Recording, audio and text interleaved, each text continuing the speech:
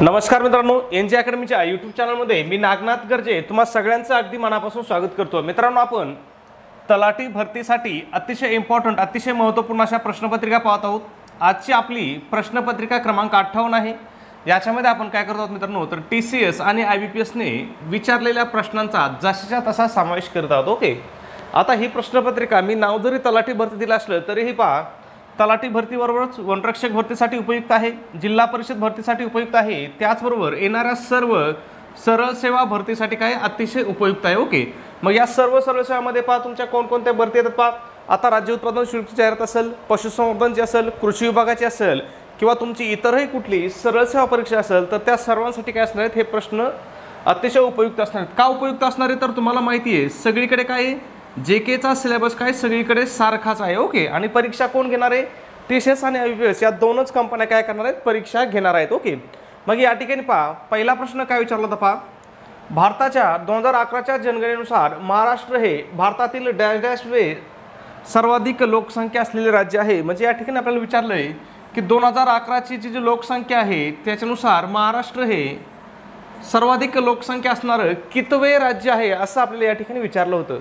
मग सर्वाधिक लोकसंख्येनुसार महाराष्ट्र हे कितवं राज्य मित्रांनो, तर दुसऱ्या क्रमांकाचं राज्य काय महाराष्ट्र आहे। ओके, मग जर सर्वाधिक लोकसंख्येचा विचार केला तर प्रथम क्रमांकाचं राज्य कोणतं आहे मित्रांनो, उत्तर प्रदेश आहे। त्याच्यानंतर दुसरा क्रमांक महाराष्ट्राचा लागतो, तिसरा क्रमांक बिहारचा आणि चौथा क्रमांक पश्चिम बंगालचा लागतो। हे चारही क्रमांक तुम्हाला काय करायचे मित्रांनो, तोंडपाठ करून ठेवायचे आहेत। पुन्हा एकदा सांगतो, लोकसंख्येनुसार पहिला क्रमांक लागतो उत्तर प्रदेशचा, दुसरा महाराष्ट्राचा, तिसरा बिहारचा आणि चौथा पश्चिम बंगालचा। ओके, आता या ठिकाणी आपण अजून लोकसंख्येविषयी माहिती पाहूया। पहा 2011ची जी जनगणना होती ही भारतातील कितवी जनगणना होती पहा, 15वी जनगणना होती। आणि जर स्वातंत्र्यानंतर विचारलं पहा, जर स्वातंत्र्यानंतर विचारलं तर स्वातंत्र्यानंतरची ही 7वी जनगणना आहे। ओके, या ठिकाणी प्रश्न विचारला जाऊ शकतो की भारताची पहिली जनगणना कधी झाली, मग भारताची पहिली जनगणना कधी झाली होती, 1872 मध्ये झाली होती। आणि भारताची पहिली जनगणना कोणी केली किंवा कोणाच्या कालावधीमध्ये झाली असाही प्रश्न विचारला जातो, तर त्यावेळेचे व्हाईसरॉय कोण होते, लॉर्ड मेयो हे काय होते, त्यावेळेचे व्हाईसरॉय होते। म्हणजे यांनी काय केली होती, भारतामधील पहिली जनगणना केली होती। ओके, आता या ठिकाणी पहा प्रश्न असा सुद्धा विचारला जाऊ शकतो की महाराष्ट्राचा क्षेत्रफळानुसार कितवा क्रमांक लागतो, तर भारतामध्ये महाराष्ट्राचा क्षेत्रफळानुसार तिसरा क्रमांक लागतो। मग क्षेत्रफळानुसार पहिला क्रमांक असणार राज्य कोणतं आहे हाही प्रश्न विचारला जाऊ शकतो। पहा, तर प्रथम क्रमांक कोणाचा आहे, राजस्थानचा आहे। द्वितीय क्रमांक कोणत्या राज्याचा आहे, तर तो मध्य प्रदेशचा आहे। आणि तिसरा क्रमांक हा काय आपल्या महाराष्ट्राचा आहे। आणि चौथा क्रमांक उत्तर प्रदेश म्हणजे UP या राज्याचा आहे। आणि लोकसंख्येनुसार जर पाहिलं तर काय पहा, उत्तर प्रदेशचा प्रथम क्रमांक आणि महाराष्ट्राचा द्वितीय क्रमांक हे दोन्ही क्रमांक तुम्हाला तोंडपाठ करून ठेवायचे आहेत। ओके, पुढचा प्रश्न आहे आपला 2 नंबर, काय सांगितले पहा, दार्जिलिंग आणि सिक्कीम प्रदेशातील हिमालय पर्वतरांगाची दिशा कोणती आहे। आता हिमालय पर्वतरांगेची जर दिशा विचारलं असतं तर काय दिशा, वायव्य आहे। वायव्येकडून काय आग्नेयेकडे आहे, वायव्य ते आग्नेय। परंतु या ठिकाणी काय विचारले पहा आपल्याला, दार्जिलिंग आणि सिक्कीम प्रदेशातील हिमालयाचे विचारले, संपूर्ण हिमालयाचे विचारले का नाही। मग दार्जिलिंग आणि सिक्कीम प्रदेशामधील हिमालयाची दिशा कशी आहे मित्रांनो, पूर्व ते पश्चिम आहे किंवा पश्चिम ते पूर्व आहे असं तुम्ही म्हणू शकता। ओके, दोन्हीपैकी जो पर्याय असेल ते आपलं काय असणार आहे, उत्तर असणार आहे। त्याचबरोबर या ठिकाणी तुम्हाला अजून एक गोष्ट लक्षात ठेवायची, जो पूर्वांचलचा हिमाचल आहे पूर्वांचलचा त्याची दिशा कशी आहे मित्रांनो, उत्तर दक्षिण आहे। आणि संपूर्ण हिमालयाची जर दिशा विचारली तर ती कशी असणार आहे, वायव्य ते आग्नेय असणार आहे, लक्षात ठेवायचं। ओके, पुढचा प्रश्न पाहण्या अगोदर मित्रांनो छोटीशी पण एक महत्त्वाची सूचना, आपण तलाठी भरतीसाठी अतिशय इम्पॉर्टंट अतिशय महत्त्वपूर्ण अशी टेस्ट सिरीज सुरू केलेली आहे। आपल्या टेस्ट सिरीजचं वैशिष्ट्य ही TCS पॅटर्नवर आधारित त्याचबरोबर IBPS पॅटर्नवर आधारित महाराष्ट्रामधील एकमेव टेस्ट सिरीज आहे। एकदम TCS IBPS सारखा हिचा दर्जा आहे। याच्यामध्ये तुम्हाला काय काय भेटेल पहा, 10 टेस्ट सिरीज भेटतील। त्याचबरोबर तुम्हाला फ्रीमध्ये तलाठी भरतीचे 2011 पासून 2022 पर्यंतच्या सर्व प्रश्नपत्रिका भेटतील। ओके, त्याचबरोबर तुम्हाला अजून फ्रीमध्ये काय भेटेल पहा, तर अतिशय इम्पॉर्टंट अतिशय महत्त्वपूर्ण अशा नोट्स तुम्हाला या ठिकाणी फ्रीमध्ये भेटतील। याच्यामध्ये कोणकोणत्या विषयाच्या नोट्स असतील पहा, मराठी व्याकरणाच्या नोट्स असतील, इतिहासाच्या नोट्स असतील, भूगोलच्या नोट्स असतील, राज्यशास्त्राच्या नोट्स असतील, त्याचबरोबर विज्ञानच्या नोट्स असतील आणि अर्थशास्त्राच्या नोट्स तुम्हाला या ठिकाणी याच्यासोबत अगदी फ्री ऑफ कॉस्ट दिल्या जातील। ओके, म्हणजे तुम्ही एवढ्या नोट्स जरी केल्या तरी तुम्ही 100 पैकी कमीत कमी 90+ मार्क काय या ठिकाणी तुम्ही सहज आणि आरामामध्ये मिळवू शकता. ओके, मग या सगळ्यांची किंमत किती आहे मित्रांनो, तर फक्त 150 रुपये किंमत आहे.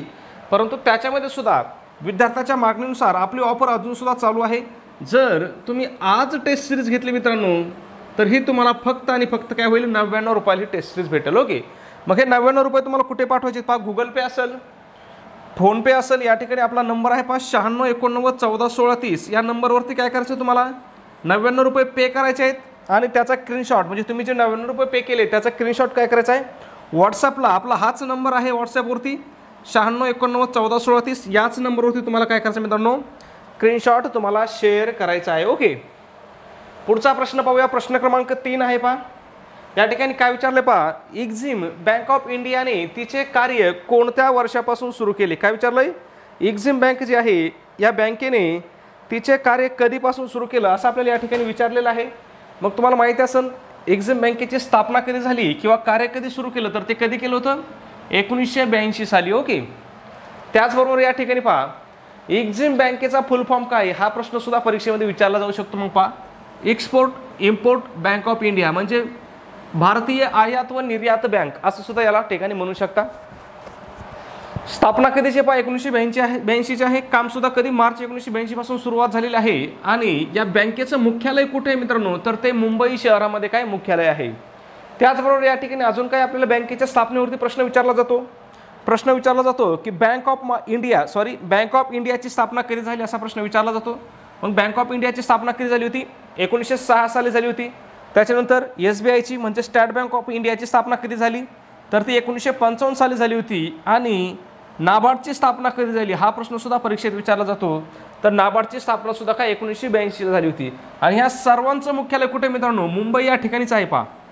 बँक ऑफ इंडियाचं मुख्यालय मुंबईला आहे, SBIचं मुख्यालय मुंबईला आहे, नाबार्डचं मुख्यालय सुद्धा काय मुंबईला आहे. त्याचबरोबर अजून एक महत्त्वाची म्हणजे RBI भारतीय रिझर्व्ह बँक हिची स्थापना सुद्धा आपल्याला वारंवार विचारली जाते. RBIची स्थापना कधीची आहे मित्रांनो, तर 1935ची आहे. आणि RBI ॲक्ट कधीचा आहे, याच्यामध्ये कन्फ्युजन होऊन द्यायचं नाही. RBI ॲक्ट कधीचा आहे, 1934चा आहे. आणि याच कायद्यानुसार RBIची स्थापना 1935 साली करण्यात आली होती. ओके, पुढच्या प्रश्नाकडे जाऊ आपण. प्रश्न क्रमांक 4 आहे. काय विचारलंय, हिंदू विधवा पुनर्विवाह कायदा 1856 हा डॅशच्या काळात मंजूर करण्यात आला. आता या ठिकाणी पहा, बऱ्याच विद्यार्थ्याचं काय होतं, कन्फ्युजन होतं. आता का कन्फ्युजन होतं मी तुम्हाला सांगतो. तर काही ठिकाणी लॉर्ड डलहौसी असं उत्तर किंवा असं पर्याय पुस्तकामध्ये बऱ्याच दिलेला आहे. परंतु याचं जर खरं उत्तर पाहिलं ना, की हिंदू विधवा पुनर्विवाह कायदा 1856 हा कोणाच्या कार्यकाळात मंजूर करण्यात आला होता, तर तो लॉर्ड कॅनिंगच्या कार्यकाळामध्ये मंजूर करण्यात आला होता. ओके, आता लॉर्ड डलहौसीने काय केलं होतं, या कायद्याचा संपूर्ण मसुदा तयार केला होता. लक्षात येतंय, कायद्याचा संपूर्ण मसुदा काय केला होता, लॉर्ड डलहौसीने तयार केला होता किंवा याच्या कार्यकाळामध्ये तयार केला होता. परंतु तोपर्यंत याची काय झालं, व्हाईसराय पदावधी संपला आणि याच्यानंतर कॅनिंगची नियुक्ती करण्यात आली आणि तेव्हा हा कायदा काय झाला, मंजूर झाला होता. तुम्हाला मी तारखेसहित सांगतो पहा या ठिकाणी पहा, हिंदू विधवा पुनर्विवाह कायदा 1856 याद्वारे 16 जुलै 1856 रोजी हिंदू विधवांच्या पुनर्विवाहाला कायदेशीर मान्यता दिली. आणि हा कायदा पहा 26 जुलै 1856 रोजी लागू करण्यात आला. आता या ठिकाणी सरळ एक प्रश्न असा विचारला जातो आपल्याला, की हिंदू विधवा पुनर्विवाह कायदा कधी मंजूर करण्यात आला किंवा कोणत्या साली मंजूर करण्यात आला, तर कोणत्या साली मंजूर करण्यात आला होता, 1856 साली. पहा या ठिकाणी पुन्हा तुम्हाला सांगितलं मी, लॉर्ड डलहौसीने काय केलं होता, या कायद्याचा संपूर्ण मसुदा तयार केला होता. मग विधवा पुनर्विवाह कायद्याचा मसुदा कोणी तयार केला असं जर प्रश्न आला तर त्याचं उत्तर काय येईल, लॉर्ड डलहौसीने मसुदा तयार केला होता. ओके, आणि हा कायदा करण्यासाठी कोणत्या भारतीयांचा मोठा वाटा होता, तर पंडित ईश्वरचंद विद्यासागर यांचा काय होतं, याच्यासाठी खूप मोठं असं योगदान होतं. खूप इम्पॉर्टंट आहे बरं का, लक्षात ठेवा. पंडित ईश्वरचंद विद्यासागर यांच्यावरती MPSCने सुद्धा प्रश्न विचारलेला आहे, त्याच्यामुळे तुम्हाला ते लक्षात ठेवायचे. पुढचा प्रश्न आहे, प्रश्न क्रमांक 5 आहे. महाराष्ट्र सरकारने 2 जून 2021 रोजी कोविड मुक्त गाव नावाची स्पर्धा जाहीर केली होती. या स्पर्धेतील विजेत्या गावाला पुरस्काराची रक्कम किती दिली जाणार होती. मग कोविड मुक्त गाव या योजनेमधील विजेत्या गावाला रक्कम किती मिळणार होती मित्रांनो, 50 लाख मिळणार होती. द्वितीय क्रमांकासाठी किती रुपये मिळणार होते, 25 लाख रुपये. आणि तृतीय क्रमांकासाठी 15 लाख रुपये. लक्षात ठेवायचं. योजनेची घोषणा कधी झाली होती पहा? 2 जून 2021 साली. योजनेचं नाव काय होतं? कोविड मुक्त गाव योजना. ओके. पुढचा प्रश्न आहे आपला 6 नंबर. महाराष्ट्र राज्य सामाजिक सुरक्षा योजनेच्या अध्यक्षपदी 2023 पर्यंत कोणाची निवड करण्यात आली आहे?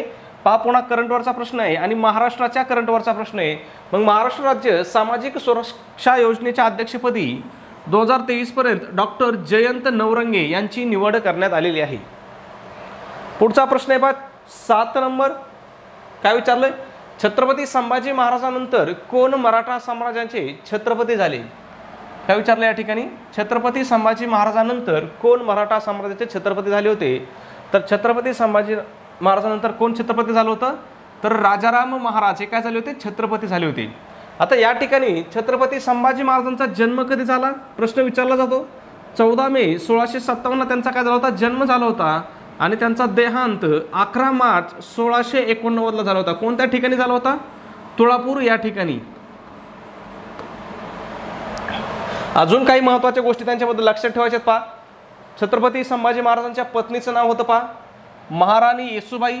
आईचं नाव काय होतं? सईबाई. आणि छत्रपती शिवाजी महाराजांच्या किंवा मराठा साम्राज्याच्या काळामध्ये कोणते चलन अस्तित्वात होते असा प्रश्न आपल्याला या ठिकाणी विचारला जाऊ शकतो. मग कोणतं चलन होतं पहा? होन आणि शिवराई हे दोन काय होते? नाणे या ठिकाणी अस्तित्वामध्ये होते. ओके. पुढचा प्रश्न पाहूया आपण. प्रश्न क्रमांक 8 आहे. काय विचारले पहा? 2011च्या जनगणनेनुसार डॅश डॅश हा महाराष्ट्रातील सर्वात कमी लोकसंख्या असलेला जिल्हा आहे. काय विचारलंय? 2011च्या लोकसंख्येनुसार महाराष्ट्रामधील सर्वात कमी लोकसंख्या असलेला जिल्हा कोणता आहे असं आपल्याला या ठिकाणी विचारलेलं आहे. मग सर्वात कमी लोकसंख्या कोणती होती 2011च्या याच्यानुसार? सिंधुदुर्ग जिल्ह्याची होती. तुम्ही म्हणता सर मोबाईल पाहिलेत सारखा. मित्रांनो, कुणाच तरी फोन येऊन गेला विद्यार्थ्याचा, तेव्हा मी त्याला मेसेज टाकला की भाऊ मी नंतर कॉल करतो म्हणून. ओके. मग या ठिकाणी पहा सर्वात कमी लोकसंख्या असलेले पहिले 5 जिल्हे किंवा 4 जिल्हे तुम्हाला लक्षात ठेवायचे. पहा पहिला जिल्हा कोणता आहे? सिंधुदुर्ग आहे. त्याची लोकसंख्या किती आहे? 8.50 लाख म्हणजे 8.5 लाख आहे. त्याच्यानंतर दुसरा क्रमांक गडचिरोलीचा आहे 10.72 लाख लोकसंख्या. तृतीय क्रमांक हिंगोलीचा आहे 11.77 लाख आणि चतुर्थ क्रमांक किंवा चौथा क्रमांक वाशिमचा आहे. ओके. 11.97 लाख. आता या ठिकाणी जर प्रश्न आला आपल्याला की सर्वात कमी ऐवजी सर्वात जास्त लोकसंख्या असणारा जिल्हा कोणता आहे कधी? 2011च्या लोकसंख्येनुसार. तर मित्रांनो याचं उत्तर ठाणे हाच उत्तर येईल. कारण ठाणे जिल्ह्याचं विभाजन काय झालेलं आहे? नंतर झालेलं आहे. आणि जर ठाणे ऑप्शन नसेल तर मग या ठिकाणी तुम्ही काय लिहू शकता? पुणे लिहू शकता. ओके. परंतु याचं उत्तर 90% काय येणार? ठाणेच येणार. आणि ठाणे हाच तुम्हाला ऑप्शन काय या ठिकाणी दिलेला असणार आहे. ओके. पुढचा प्रश्न पाहूया आपण. 9 नंबर आहे पहा. महात्मा ज्योतिबा फुले यांनी सत्यशोधक समाजाची स्थापना केव्हा केली? सत्यशोधक समाजावरती मला वाटतं मी 2015 पासून या स्पर्धा परीक्षेच्या क्षेत्रामध्ये आहे मित्रांनो. तेव्हापासून कमीत कमी 100 वेळेस हा प्रश्न विचारण्यात आला असेल की महात्मा ज्योतिबा फुले यांनी म्हणजेच महात्मा फुले यांनी सत्यशोधक समाजाची स्थापना कधी केली? मग सत्यशोधक समाजाची स्थापना कधी केली होती पहा? 24 सप्टेंबर 1873 रोजी केली होती. स्थापना कोणी केली होती पहा? महात्मा ज्योतिबा फुले यांनी केली होती. याच्यावरती सुद्धा प्रश्न विचारला जातो. आणि कोणत्या ठिकाणी स्थापना केली याच्यावरती सुद्धा अलीकडे प्रश्न विचारलेला आहे की महात्मा ज्योतिबा फुले यांनी सत्यशोधक समाजाची स्थापना कोणत्या ठिकाणी केली? तर पुणे या ठिकाणी त्यांनी स्थापना केली होती. त्याच्यानंतर सगळ्यात महत्त्वाचं अजून विचारलं जातं की आर्य समाजाची स्थापना कधी झाली? तर 1875 झाली. आर्य समाजाची स्थापना कोठे झाली? तर मुंबई या ठिकाणी झाली. आणि आर्य समाजाची स्थापना कोणी केली? तर ही स्थापना स्वामी दयानंद सरस्वती यांनी केली होती पहा. त्याच्यानंतर महत्त्वाचा समाज आहे प्रार्थना समाज. प्रार्थना समाजाची स्थापना कधी झाली? 1867 प्रार्थना समाजाची स्थापना झाली. कुठं झाली? मुंबईमध्ये झाली. कोणी केली? तर तरखडकर बंधूने केली. म्हणजेच आत्माराम पांडुरंग तरखडकर आणि दादोबा पांडुरंग तरखडकर या दोघांनी मिळून काय केली होती? प्रार्थना समाजाची स्थापना केली होती. त्याच्यानंतर महत्त्वाचा समाज अजून एक राहतो तो म्हणजे ब्राह्मो समाज. या ब्राह्मो समाजावरती सुद्धा खूप वेळेस प्रश्न विचारलेले आहेत. याची स्थापना कधी झाली होती? 1828 कोणी केली होती? राजाराम मोहन रॉय यांनी केली होती. कोणत्या शहरामध्ये केली होती हाही प्रश्न विचारला जाऊ शकतो बरं का. अजून विचारलेला नाही पण विचारला जाऊ शकतो. तर ध्यानात ठेवायचं, लक्षात ठेवायचं. कलकत्ता शहरामध्ये याची स्थापना केली होती. पुढचा प्रश्न पाहण्या अगोदर मित्रांनो तुम्ही जर अजून आपल्या चॅनलला सबस्क्राईब करायचं राहून गेला असाल, विसरला असाल तर लगेच सबस्क्राईब करून घ्या. सबस्क्राईब करायला काय अगदी मोफत आहे. आणि सबस्क्राईब केल्यामुळे काय होतं? तर आपला नवीन व्हिडिओ आल्याचं नोटिफिकेशन सर्वप्रथम तुमच्यापर्यंत अगदी फ्री ऑफ कास्ट मिळतं। त्याच्यामुळे चॅनलला सबस्क्राईब करायचं आहे। त्याचबरोबर तुम्हाला व्हिडिओ जर आवडला असेल ना मित्रांनो, तर प्लीज व्हिडिओला एक काय करा, लाईक करा आणि आपला व्हिडिओ कसा वाटतो तुम्हाला हे सुद्धा कमेंटमध्ये नक्की सांगत जा। ओके, नक्की कमेंटमध्ये सांगा। त्याच्यानंतर पहा प्रश्न काय आपला 10 नंबर, महाराष्ट्र सरकारचा हरित महाराष्ट्र हा विषय कोणत्या शाश्वत विकास उद्दिष्टांतर्गत आहे? तर हरित महाराष्ट्र हा विषय शाश्वत विकास उद्दिष्ट क्रमांक 13 अंतर्गत आहे। ओके, पुढचा प्रश्न आहे आपला 11 नंबर, पुढीलपैकी कोणती नदी महाराष्ट्रातून वाहत नाही असं विचारलेलं आहे। पहा महाराष्ट्राच्या नदी प्रणालीवरती सुद्धा खूप प्रश्न विचारले जातात। ऑप्शन काय आहेत पहा, महानदी आहे आणि हीच नदी काय होते, महाराष्ट्रातून वाहत नाही। ओके, मग या ठिकाणी महाराष्ट्रातून वाहणाऱ्या महत्त्वाच्या नद्या कोणत्या आहेत पहा, गोदावरी आहे, कृष्णा आहे, भीमा आहे, तापी आहे आणि नर्मदा आहे। ओके, आता या ठिकाणी प्रश्न असा विचारला जातो की महाराष्ट्रामधील सर्वात लांब नदी कोणती? तर महाराष्ट्रामधील सर्वात लांब नदी कोणती मित्रांनो? गोदावरी आहे। सर्वात मोठी नदी कोणती आहे? गोदावरी आहे। सर्वात मोठं नदी खोरं कोणत्या नदीचं आहे? तर ते गोदावरी नदी खोऱ्याचं आहे। आणि या ठिकाणी अजून एक प्रश्न असा विचारला जातो की महाराष्ट्रामधील क्षेत्रफळाच्या एकूण किती टक्के क्षेत्रफळ हे गोदावरी नदी खोऱ्याने व्यापलेलं आहे? मग किती टक्के क्षेत्र गोदावरी नदी खोऱ्याने व्यापलेलं आहे? तर 49% क्षेत्र काय गोदावरी नदी खोऱ्याने व्यापलेलं आहे। गोदावरी नदीची महाराष्ट्रामध्ये लांबी किती आहे मित्रांनो? 668 किलोमीटर आहे। त्याच्यानंतर भीमा नदीचा उगम कुठं होतो हा प्रश्न सुद्धा विचारला जातो, कोणत्या ठिकाणी होतो? भीमाशंकर या ठिकाणी भीमा नदीचा उगम होतो। भीमा नदीची महाराष्ट्रातील लांबी किती आहे? 451 किलोमीटर आहे। गोदावरी नदीचा उगम कुठं होतं? त्र्यंबकेश्वर या ठिकाणी होतो। हे तुम्हाला लक्षात ठेवायचं आहे। का सांगतोय मी? तर याच्यावरती परीक्षेत वारंवार प्रश्न विचारले जातात। त्याच्यानंतर कृष्णा नदीचा उगम कुठे होतो मित्रांनो? तर तो महाबळेश्वर या ठिकाणी होतो। कुठे होतो? महाबळेश्वर या ठिकाणी। कृष्णा नदीची महाराष्ट्रातील लांबी किती आहे? 281 किलोमीटर आहे। त्याच्यानंतर तापी नदीचा उगम कुठे होतो? मध्य प्रदेशामध्ये होतो। लांबी महाराष्ट्रामधली किती आहे? 208 किमी आहे। आणि तापी नदी महाराष्ट्रातील किती जिल्ह्यामधून वाहते हाही प्रश्न विचारला जातो, तर महाराष्ट्रातील एकूण 3 जिल्ह्यामधून वाहते। ओके, त्याच्यानंतर नर्मदा नदी महाराष्ट्रातून किती? फक्त 54 किलोमीटर वाहते। कोणत्या जिल्ह्याची सीमा निश्चित करते? नंदुरबार जिल्हा आणि गुजरातच्या सीमेवरून काय होते? नर्मदा नदी वाहते। हे सगळे प्रश्न तुम्हाला काय करायचे? लक्षात ठेवायचे। नर्मदा नदीचा उगम कुठं होतो? तर मध्य प्रदेशातील अमरकंटक या ठिकाणी काय होतं? नर्मदा नदीचा उगम होतो। हे सुद्धा तुम्हाला काय करायचं? लक्षात ठेवायचं आहे। परीक्षेच्या दृष्टीने काय मित्रांनो हे अतिशय इम्पॉर्टंट आहे, अतिशय महत्त्वपूर्ण आहे। ओके, पुढच्या प्रश्नाकडे जाऊ। 12 नंबरचा प्रश्न आहे, काय विचारले? खालीलपैकी कोणाच्या अध्यक्षतेखाली पुण्यात सार्वजनिक सभेची स्थापना करण्यात आली? सार्वजनिक सभेवरती सुद्धा खूप वेळेस प्रश्न विचारलेला आहे। मग सार्वजनिक सभेची स्थापना कोणाच्या अध्यक्षतेखाली करण्यात आली होती? तर ती औंधचे राजे श्रीमंत श्रीनिवास पंत प्रतिनिधी यांच्या अध्यक्षतेखाली पुण्यामध्ये सार्वजनिक सभेची स्थापना करण्यात आली होती। आता सार्वजनिक सभेची स्थापना कधी करण्यात आली हाही प्रश्न विचारला जातो, तर 2 एप्रिल 1870 रोजी काय सार्वजनिक सभेची स्थापना करण्यात आली होती। सार्वजनिक सभा स्थापन करण्यामध्ये किंवा संस्थापक कोणास म्हटलं जातं सार्वजनिक सभेचा? तर ते सार्वजनिक काकास म्हटलं जातं। पहा, सार्वजनिक काका। आणि सार्वजनिक काका कोणाला म्हणतात हा प्रश्न सुद्धा परीक्षेमध्ये विचारलेला आहे। मग सार्वजनिक काका कोणाला म्हणतात? तर ग.वा. जोशी, गणेश वासुदेव जोशी यांना काय म्हटलं जातं? सार्वजनिक काका म्हटलं जातं। लक्षात ठेवायचं। ओके, त्याच्यानंतर आता अलीकडे MPSCने प्रश्न विचारला होता की 1890 मध्ये कोण सार्वजनिक सभेचे चिटणीस झाले हा प्रश्न काय केला होता? आता MPSCने अलीकडे विचारला होता। मग कोण झाले होते? गोपाळकृष्ण गोखले हे काय झाले होते? सार्वजनिक सभेचे चिटणीस झाले होते। कधी झाले होते? 1890 मध्ये झाले होते। पुढचा प्रश्न आहे आपला 13 नंबर,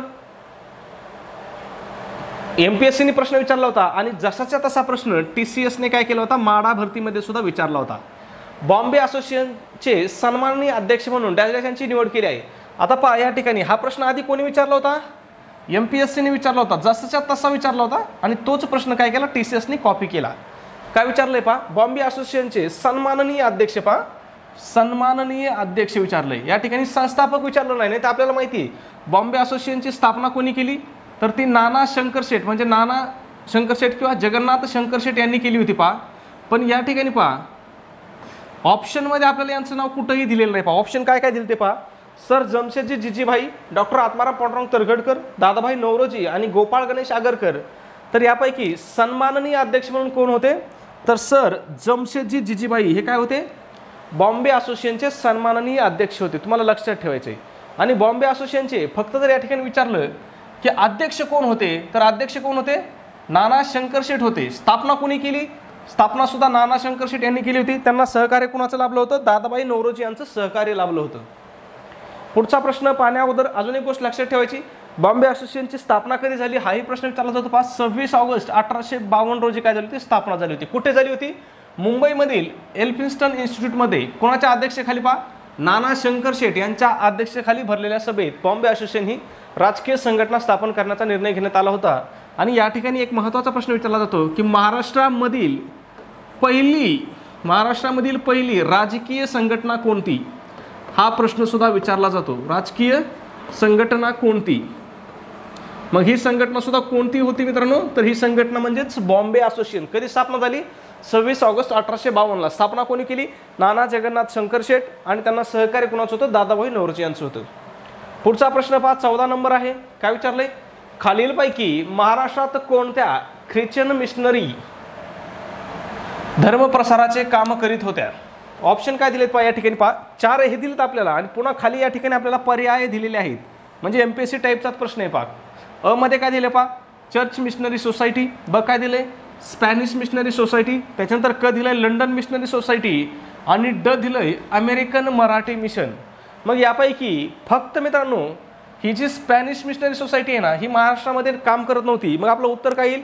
अ, क आणि ड. म्हणजे ऑप्शन क्रमांक 2 पहा दिलेला आहे, अ, क आणि ड फक्त. हे काय होते? ख्रिश्चन मिशनरी संस्था महाराष्ट्रामध्ये काम करत होत्या. या ठिकाणी अजून प्रश्न विचारला जातो की अमेरिकन मराठी मिशनचं महाराष्ट्रामधील प्रमुख केंद्र कोणतं होतं? तर कोणतं होतं? अहमदनगर या ठिकाणी काय होतं? यांचं प्रमुख केंद्र होतं. पुढचा प्रश्न आहे, मानव धर्म सभेचे संस्थापक कोण होते? अतिशय सोपा प्रश्न आहे. मानव धर्म सभेचे संस्थापक कोण होते? दादोबा पांडुरंग तरखडकर होते. त्याच्यानंतर यांनी या सभेची स्थापना कधी केली हाही प्रश्न विचारला जातो. कधी केली होती? 22 जून 1844. तुम्हाला मेन म्हणजे 1844 लक्षात ठेवायचं आहे. आणि स्थापना कोणत्या शहरात केली हे पण लक्षात ठेवायचं आहे. कोणत्या शहरात स्थापना केली होती? सुरत शहरामध्ये त्यांनी स्थापना केली होती. पुढचा प्रश्न आहे 16 नंबर, आत्मनिष्ठ युवती समाजाची स्थापना. मित्रांनो कोणत्याच पुस्तकामध्ये हा प्रश्न नाही. पुढीलपैकी कोणी केली होती असं आपल्याला विचारलेलं आहे, पण कुठल्याही पुस्तकामध्ये हे वाचण्यात आलेलं नाही. डायरेक्ट प्रिव्हियस इयर क्वेश्चन पेपरमध्येच हा प्रश्न सापडला. मग आत्मनिष्ठ युवती समाजाची स्थापना कोणी केली होती? येसुबाई गणेश सावरकर यांनी केली होती. या येसुबाई सावरकर कोण होत्या? ज्यांच्यावरून सध्या वाद चालू आहे ना, विनायक दामोदर सावरकर यांचे बंधू गणेश सावरकर आणि यांच्या ह्या काय होत्या? पत्नी होत्या. ओके. पुढचा प्रश्न आहे 17 नंबर, लखनौ येथील 1857च्या उठावाचे नेतृत्व डॅश डॅश यांनी केले. काय विचारलं या ठिकाणी? 1857चा जो उठाव आहे कुठला? लखनौ या ठिकाणचा. याचं नेतृत्व कोणी केलं असं विचारलंय. मग याचं नेतृत्व केलं होतं अवधच्या बेगम यांनी.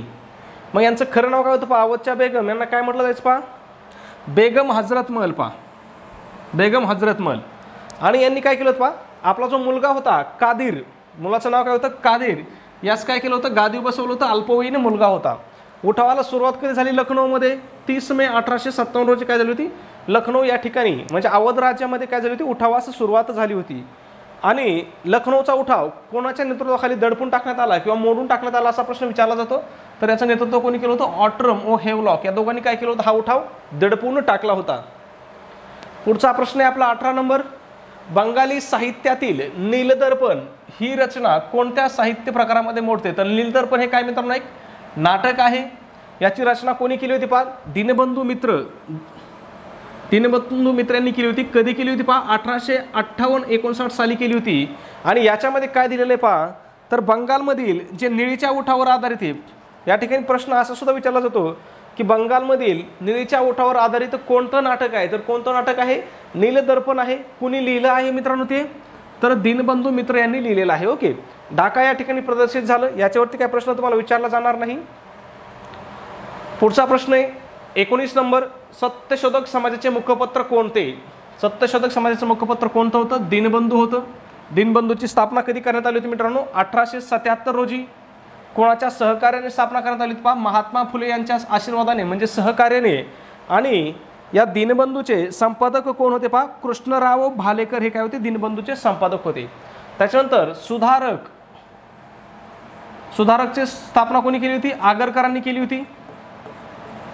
कधी केली होती? 1888ला. ओके. त्याच्यानंतर केसरीची स्थापना पुन्हा सांगतोय मी, लोकमान्य टिळकांनी केली होती 1881ला. प्रभाकरची स्थापना कोणी केली होती? भाऊ महाजन यांनी. आता ही कधी केली होती हे माझ्या लक्षात नाही, पण मला वाटतं बहुतेक 1842च्या दरम्यान त्यांनी केली होती. मी तुम्हाला कन्फर्म झाल्यावर सांगेल, तोपर्यंत तुम्ही एवढं लक्षात राहू द्या. ओके, कोणी केली होती एवढं लक्षात राहू द्या. भाऊ महाजन यांनी केली होती. याच प्रभाकरमध्ये काय केली होती पहा, लोकहितवादी यांनी शतपत्रे लिहिली होती पहा. लोकहितवादींचं पूर्ण नाव काय हा किंवा मूळ नाव काय हाही प्रश्न विचारला जातो, तर गोपाळ हरी देशमुख यांनाच काय म्हणायचे? लोकहितवादी म्हणायचे. पुढचा प्रश्न आहे आपला 20 नंबर. तुम्ही मला रक्त द्या मी तुम्हाला स्वातंत्र्य देईल. काय? तुम्ही मला रक्त द्या मी तुम्हाला स्वातंत्र्य देईल, म्हणजे तुम म्हणजे खोंड म्हणजे तुम्ही आझादी दूंगा, हे वाक्य कोणी म्हटलंय असं आपल्याला प्रश्न विचारलेला आहे. या प्रश्नाचं उत्तर काय करायचं मित्रांनो? कमेंटमध्ये सांगायचं आहे. त्याचबरोबर तुम्ही जर अजून सबस्क्राईब केलं नसेल लगेच सबस्क्राईब करा. व्हिडिओ आवडला असेल तर व्हिडिओला एक लाईक नक्की करा आणि व्हिडिओ कसा वाटला हे सुद्धा कमेंटमध्ये नक्की सांगा. ओके, धन्यवाद मित्रांनो. भेटूया आपल्या उद्याच्या पुढच्या व्हिडिओमध्ये. तोपर्यंत सर्वांना जय हिंद, जय महाराष्ट्र.